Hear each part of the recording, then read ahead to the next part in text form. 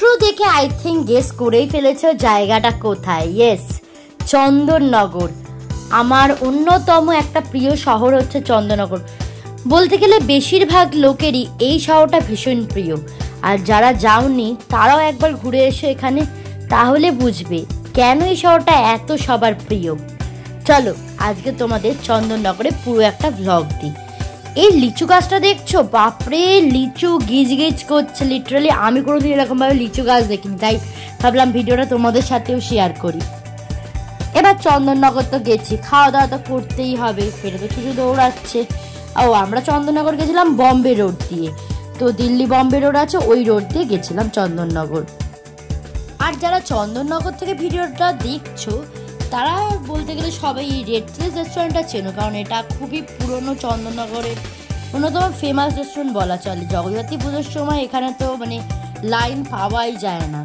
তো এখানে ঢুকেছিলাম, কিন্তু কি খাবো সেটা বুঝতে পারছিলাম না, তো তাই কি নেওয়া যায় রেশমি কাবাব নিয়েছিলাম। রেশমি কাবাব আর তোমার গ্রেভি নুডলস নিলাম, দুটোই খুবই ভালো খেতে ছিল। কিন্তু রেস্টুরেন্টে আবার কারেন্ট চলে গেছিলো মাঝখানে, কি অদ্ভুত, এরকম কখনো দেখিনি। হয়তো গরম ছিল বলে যে কারেন্ট চলে গেছিলো, হতেই পারে। যা হোক, তো খাওয়া দাওয়া বেশ ভালো লেগেছে, তোমরা এখানে ট্রাই করতে পারো চন্দননগর গেলে। আর এই হচ্ছে চন্দননগর স্ট্র্যান্ড। এই জায়গাটা আশা করি কাউকে ইন্ট্রোডিউস করাতে হবে না, এত ভীষণ সুন্দর জায়গাটা, দেখলে মন মুগ্ধ হয়ে যায়। যেমন সুন্দর অ্যাম্বিয়েন্স, তেমন বসার জায়গা, বড়রা বাচ্চারা ছোটরা পার্টনার গার্লফ্রেন্ড বয়ফ্রেন্ড সবাই এখানে বসে আড্ডা দেয়। আর তার সাথে রয়েছে একটা বিশাল বড় ফুড জোন, যেখানে কি চাইছো ফুচকা, ভেলপুরি, আইসক্রিম, মোমো, তারপর তোমার পোলাও, তো ফ্রাইড রাইস, সব খাবার পেয়ে যাবে এই ইটারিসগুলোতে। আর সামনেই আছে চন্দননগর চার্চ, এখানে ভিডিও করা অ্যালাউ নয়, তাই এখানে গেলাম না। আর এই হচ্ছে চন্দননগর স্ট্যান্ডের এক্সটেনশনটা, এখানে ঢুকে অনেকে ভিডিও করে। আর বেশিরভাগ এখন তো চন্দননগর গেলেই দেখি যে ওই ব্রাইডাল শ্যুটগুলো হয় না, যে বিয়ের আগে যে শ্যুটগুলো হয়, প্রি ম্যারেজ শ্যুট, ওইগুলো হতে থাকে। আর এটা হচ্ছে চন্দননগরের ডুপ্লে প্যালেস। এটা হচ্ছে একটা অন্যতম হেরিটেজ স্পট, যেখানে অনেক কিছু ইতিহাস জড়িয়ে আছে। চন্দননগরে হেরিটেজ স্পটের জাস্ট অভাব নেই।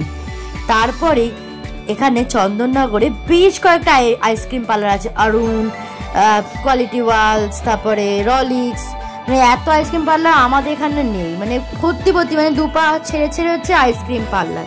তো ওখান থেকে নিয়ে নিয়েছিলাম ডাবমালা, যেটা খেতে অপূর্ব ছিল। তো আর এইটাও একটা চন্দননগরে হেরিটেজ স্পট, তোমাদের দেখিয়ে দিলাম।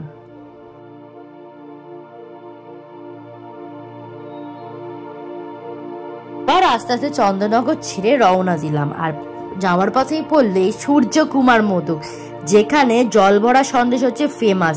এখানে 60 টাকা থেকে জলভরা সন্দেশের দাম শুরু, একটা জলভরা সন্দেশ 60 টাকা, তারপর তো 150 টাকা 200 টাকা আছেই, ভাঙলে পুরো জলটা বেরিয়ে আসে, এত সুন্দর খেতে এটা।